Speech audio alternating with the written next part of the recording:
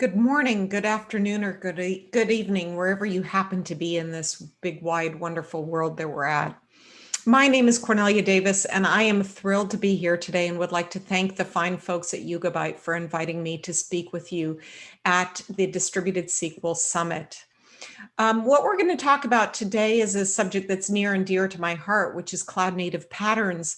But we're going to take an interesting view on it today, or at least I hope you find it interesting. And I'm going to talk about where the responsibilities lie for implementing these cloud native patterns. By way of a bit more of a detailed introduction, again, my name is Cornelia Davis. I'm the CTO at Weaveworks. And I have a long career. I have the gray hair to show for it, about 30 years in the industry.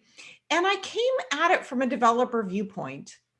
And I spent the early part of my career in aerospace, doing embedded systems, software development. Then I moved into web architectures, gosh, probably nearly 2 decades ago. I worked on Cloud Foundry and Cloud Native, although we didn't call it Cloud Native at the beginning of that time. But I worked on Cloud Foundry for 8 or more years. More recently, in the last 4 years or so, I've been working with Kubernetes, which doesn't make me a total newbie, but it also doesn't make me a veteran either. So I feel like I have a fair bit of experience there as well.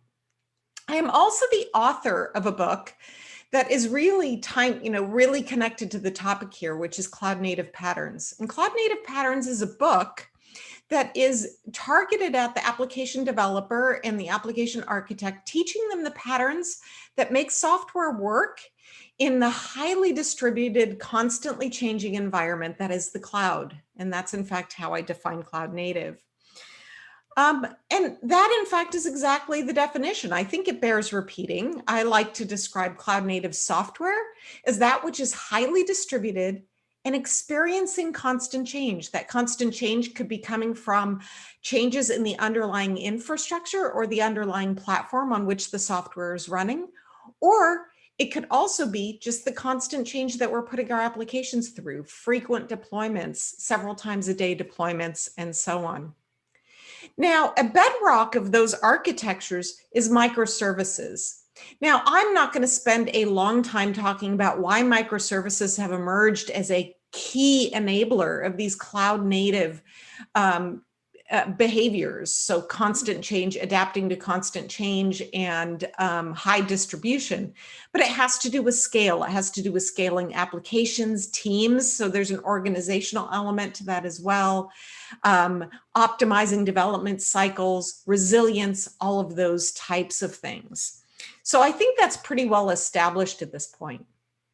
Now, I want to start with a great example. This is not my diagram. This is a diagram that comes from Netflix, which shows the cascading series of requests that happen when you make a homepage request for Netflix. So you can see that there's a lot of downstream calls, and that's really one of the natures of microservices. Now, there are some other approaches, event driven and event sourced approaches. I won't be talking about those today, but the most common really is this kind of request response pattern. Now, if we're taking request response as kind of the baseline, we're going to talk through a series of patterns that apply in this particular scenario. Now, to illustrate some of the challenges with these types of architectures where we have cascading requests going down, I'm going to take this and I'm going to annotate this diagram with a couple of things. Let's make some assumptions. Let's make the assumption that every one of the leaves, so every one of the microservices that doesn't make downstream requests, or maybe any of the microservices, each boast about 99.999, so 5 nines of availability.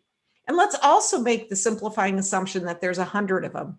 I'm quite certain that there's more than 100 of them on this screen. Now, let's also make an assumption that the network is reliable, which we know it's not.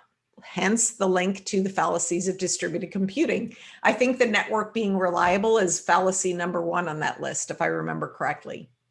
Now, if we make those simplifying assumptions, which are not at all realistic, But even with those unrealistic assumptions, check this out. By the time we get to the home page, we have lost 2 nines of availability. What that means is that you've gone from 5 minutes of availability, of lost availability, of unavailability for each of the independent microservices to almost 9 hours of lost availability per year at the left-hand side at the homepage request. So there's always something going wrong. And to put that in terms of in a month, you go from 26 seconds per month of downtime to 43 minutes of downtime per month. And for a lot of us, that's unacceptable. Now, the good news is the patterns that we've been developing over the course of the last 10 years or so have allowed us to have 5 nines of availability in the end microservices and still be able to preserve that type of availability when we get to the root that is all the way at the left-hand side of this picture. And what I want to do is cover very quickly what some of those patterns are.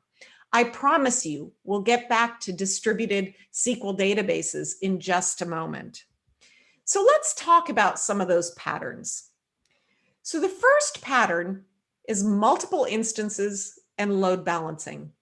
Each one of those microservices, whether it's at a leaf or it's in one of the internal nodes in that diagram that we were just looking at before, doesn't just have a single instance, it has multiple instances. As soon as we have multiple instances, we need to, of course, balance the load, the traffic load across those. And so those are key patterns. Now, I know that seems almost motherhood and apple pie, but it is important to acknowledge this redundancy. And you'll see that redundancy is a theme that comes up over and over and over again. Now, when it comes to load balancing, I want to call your attention to the fact that there's a couple of different models for load balancing. There is client-side load balancing, which is the diagram you see in the lower part of the slide, where the load balancing is happening from within the client. That could be happening through having some code, having, let's say, some part of the Spring framework built into your jar file or leveraged from your jar file. So you could have the load balancer kind of embedded in there, or your client could be absolutely ignorant of that and say, I'm just going to address a single endpoint. And then the load balancer, what we sometimes call server-side load balancing, is going to be the one that actually distributes the load. And we'll see in just a bit, there's a notion of updating those load balancers. So by the way, that, and in fact, that's at the bottom left-hand side of the slide, is that the function of updating the endpoints, so updating the load balancers with the most recent information, the most recent IP addresses where those services are running, happens via a service discovery process. Now, you might be thinking, well, isn't that DNS? And you'd be exactly right. DNS is, in fact, a service discovery mechanism. It's one particular protocol that we use to update essentially a load balancing function. So multiple instances, load balancing, service discovery, those kind of all go together. They're all different patterns that combined together give you this enhanced resilience and many other features and capabilities. The next pattern that I want to talk about is health checks. And health checks really serve an important capability, which is self-healing. Remember, cloud native is constantly changing. And one of those changes might be that one of my service instances blew up. It might be that the infrastructure went away. It might be that the network went out. The service is still running, but I can't get to it. And so one of the things that we want to do is we don't want to be paged every time a service instance goes down. What we want is a system that self-heals. Now, of course, these days, that's been popularized by the likes of Kubernetes. Cloud Foundry, which is where I've been working for nearly a decade, where I started nearly a decade ago, that had that key pattern as well, even before Kubernetes existed. It had this key pattern, and that key pattern is one of reconciliation. It's that we're constantly going through what is sometimes known as the OODA loop. And the OODA loop has a number of there's 4 important elements. OODA stands for observe and orient, that's the OO, decide and act. And it's a constant loop that we're going through, these reconciliation loops, so the OODA loop.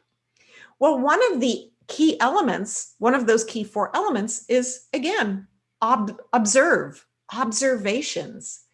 And there's many, many different things that you can observe. And one of those things that you can observe, of course, is whether your services are healthy. So the way that this happens in Kubernetes, for example, is that there's an entity called the replica set controller. That controller and controllers in Kubernetes in general implement that reconciliation loop. They implement that key cloud native pattern of reconciliation. As a part of that loop, as a part of the observation, is they're using health checks to observe the state of the actual world. They're building up a model of that actual state, so they're orienting themselves. They're comparing that model of the actual state against your desired state, and that's the way we configure these systems, is we say, I want 3 instances running, or in this case, let's say 4 instances running. In this case, Kubernetes orients itself. It says, I have 3 instances running based on the health checks. It makes a decision and it says, but I see you wanted 4. And then it's going to act by dispatching a new instance. So you see how health checks, so again, there's a number of patterns going on here, but the health checks play an important part. Now, you might be thinking that I'm choosing these patterns very carefully to talk about them to serve the agenda of further on in my talk, and you would be exactly right. So that's a bit of a spoiler alert. We're going to revisit some of these patterns when we look at things in the distributed SQL space. Now, one of the things that I want to point out here is that these first couple of slides with the set of patterns that we talked about are really talking at the core about compute redundancy. So redundancy is a key element of these types of architectures. And in this particular case, we've been talking about compute redundancy. All right, let's move on to another pattern. And that pattern is what I call retries, or what most people call retries. We do this as humans when we're browsing the web and we get to a web page and we click on a hyperlink and it spins and it doesn't really do anything. Do we go away? No, we hit the retry button. Well, it depends on what we're doing, but in many cases we hit the retry button. Well, in these applications, like I showed with that Netflix diagram at the beginning, we automate those retries. So if a client makes a request to a service and doesn't hear back, it says, all right, I'll retry. Now, that pattern is very simple. And when we as humans do it, we, if you will, are doing a little bit of an OODA loop ourselves. We're observing, we're orienting, we're deciding, and we're acting. We're deciding whether we're going to do the retry. Now, if we retry a second time and a third time and a fourth time, we're probably going to start giving up. So that's part of that decision loop that we were talking about. So how do we deal with that? Because if we don't deal with those types of decisions, we can end up with some negative downstream consequences. And by the way, we also have to decide on things like timeouts. So that can be a kind of tricky thing as well. So if we have not one client, but we have multiple clients, and all of those clients are doing a retry against a service, and that service, for even just a moment, is experiencing some difficulties, what can end up happening, let's say we have a brief network outage, but then the network comes back even after only a couple of seconds. What can happen is that that service can get overloaded with a retry storm. And in fact, I'll tell you that the first 4 words in my book are, it's not Amazon's fault. And I start out by studying an outage from September of 2015, where they had an outage. And actually, the starting point of telling that story is to tell how Netflix weathered the storm extremely well, while other also very technologically savvy companies did not, like IMDb and Nest and so on. And now But under the covers, what caused that outage at Amazon was in fact a retry storm. So it's super interesting.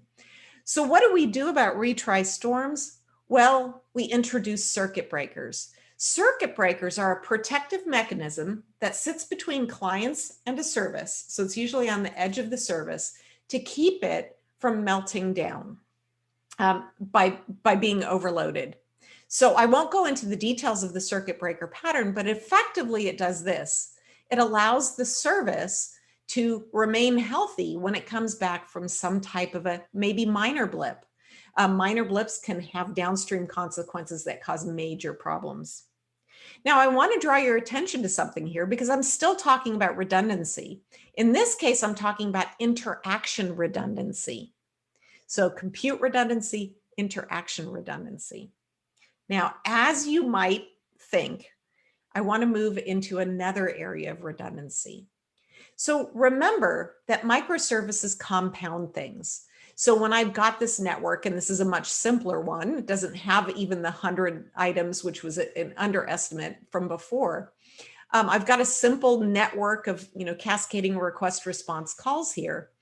If I am doing compute redundancy and interaction redundancy, in the cases where I cannot connect with the downstream service, do I want to give up even after a couple of retries? I've done it some backoffs and now I've tried 3 or 4 times and I don't want to try anymore. Do I really give up at that point and go home? Well, you have also some fallback. You can implement fallback behaviors, and oftentimes those fallback behaviors involve caches. So we end up introducing, what are we introducing here? Data redundancy. Now, I've spent a bit of time talking about these patterns, and what I want to point out is that the way that I've talked about these patterns in my book, and even the way that I haven't been specific, but in my mind, I've been talking about these as patterns that the application team is responsible for, that the people who are building the apps are responsible for these patterns. Now, again, spoiler alert, they're not necessarily responsible for implementing all of them, but they're responsible for making sure that the implementations are embedded in their software solutions. They may not have to cut every line of code, but they have to embed frameworks, SDKs, things like that. So I suggest that that is a pendulum swinging all the way to one side, which is that the app developers are burdened with a great deal of responsibility. Now, let me talk about one other pattern, which is kind of going to set the stage for where I want to go to next, and that is statelessness. So one of the key patterns that we have adopted in cloud native application architectures is that you should make your services stateless. And your stateless services are going to then push the responsibility of managing state to some external service. That's where the state is on the right-hand side. Now, that is convenient for the application developer, if you will, but I would suggest that in a way, we're just kicking the can further down the road. At some point, we have to deal with state. And here, the last question that I pose on this slide is really the key question. What happens when those services, where we're storing state, go cloud native? That's really what we're talking about. So we've got now stateful services. Now, I will say that a lot of our microservices applications are connecting to traditional services that are stateful, but they're not necessarily cloud native. That is, they're not resilient to constant change and highly distributed network topologies. And so when I say that the stateful services are going cloud native, that's what I mean. It is stateful services, databases, for example, that are built to have the same attributes as the applications that I was just talking about: resilience in the face of constant change and high distribution. So what I want to do now is I want to turn my focus, I want to look at data through the cloud native lens.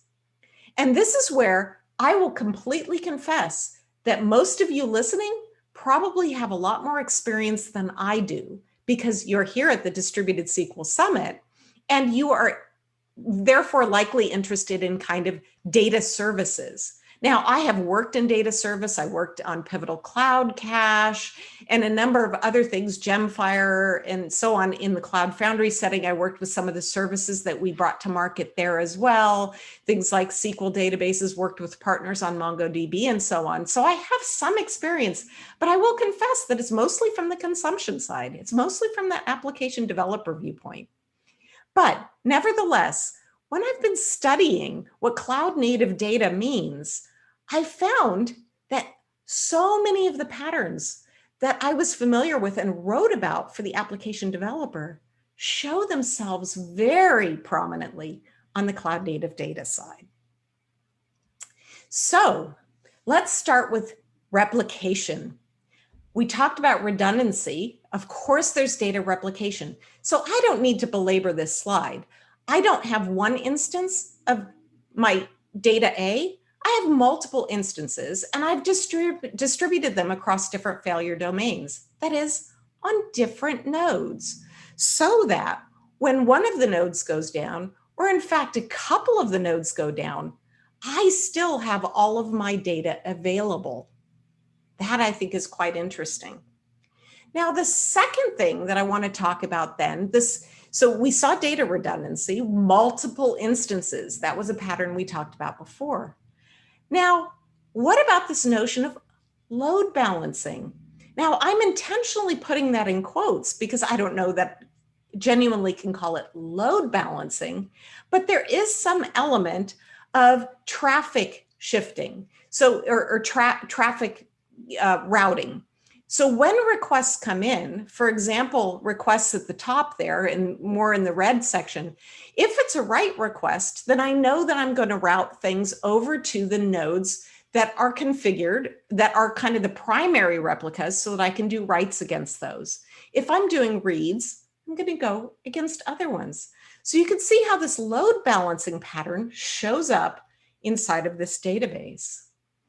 Now, remember I talked about client-side and server-side load balancing? What I find interesting is that some of these cloud-native data systems also have similar patterns, where it might be that you have kind of a centralized, even if it's distributed in implementation, logically a centralized load balancer, which is what you saw in the previous slide.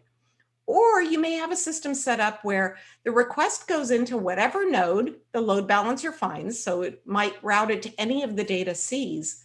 But then if that node for some reason cannot serve the request for whatever reason, it will forward on that request to another system.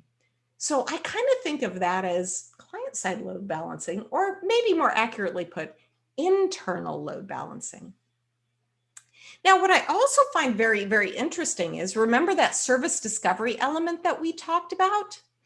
And that is, how do we keep up to date that load balancer when it comes to a different element? So for example, when you've got a sharded data set, you have the opportunity here to not have this be a lookup-based thing, but in fact, to have that routing driven by an algorithm.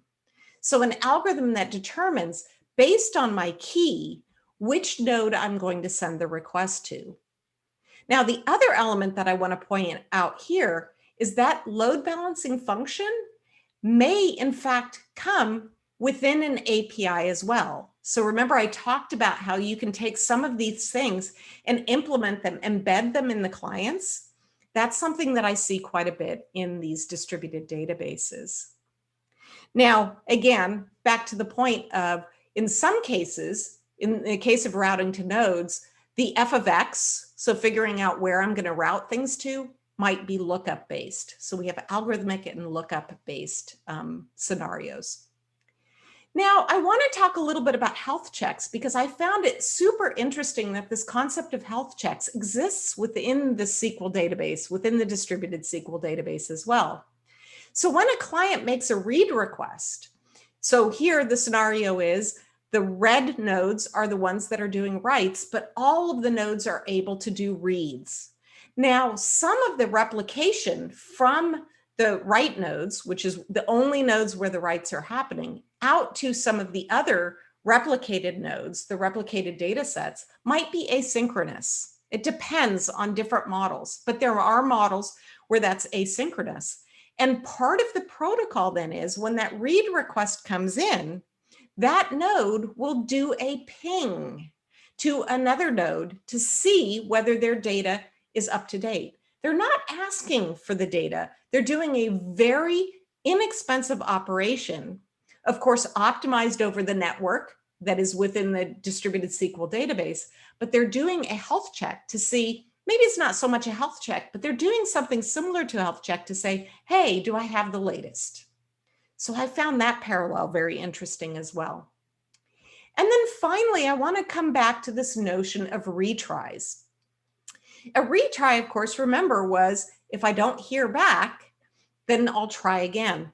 Well, this is actually a diagram from a Google Spanner presentation that really shows the protocol for these synchronous writes, so that when I'm doing a write to, in this particular case, shard 2, before I'm going to acknowledge that that write was committed, I need to do writes to the replicated nodes as well. So this is non-asynchronous. This is fully synchronous, so different model. And of course, if we try to do that write once and I have a minor network availability blip, I'm not going to give up on this protocol and tell the client, sorry, couldn't write. I'm going to try again. And in many cases, that is going to solve the problem. Okay, and so kind of to sum these things up, what we started with was we started with this notion that I have a complex app where I've implemented a whole bunch of these clever patterns to make things cloud native. And on the other side, I have a simple stateful service. So all of the smarts, all of the complexity is over in the application. And now I've just in the latter part been talking about the other side, which is to say, well, if I have a more sophisticated stateful service, then perhaps I can build a simpler app. And in fact, that is what I mean by the pendulum swinging in the other direction, and what I mean about the shifting responsibilities. In closing, I would just present a list of patterns. These are the patterns that are covered in my book. And the question that I want to leave you with is, who's responsible for implementing these? The developer? A platform that the applications are running on, like Kubernetes, we saw an example of that. Or can we shift some of the responsibility into the database, thereby making the developers more productive? With that, I thank you for your attention, and I am more than happy to take some questions. I've been online answering questions for you, but if we've got a few minutes left, I'd be happy to take a couple of questions live as well. I hope you enjoy the rest of the conference. Thank you so much.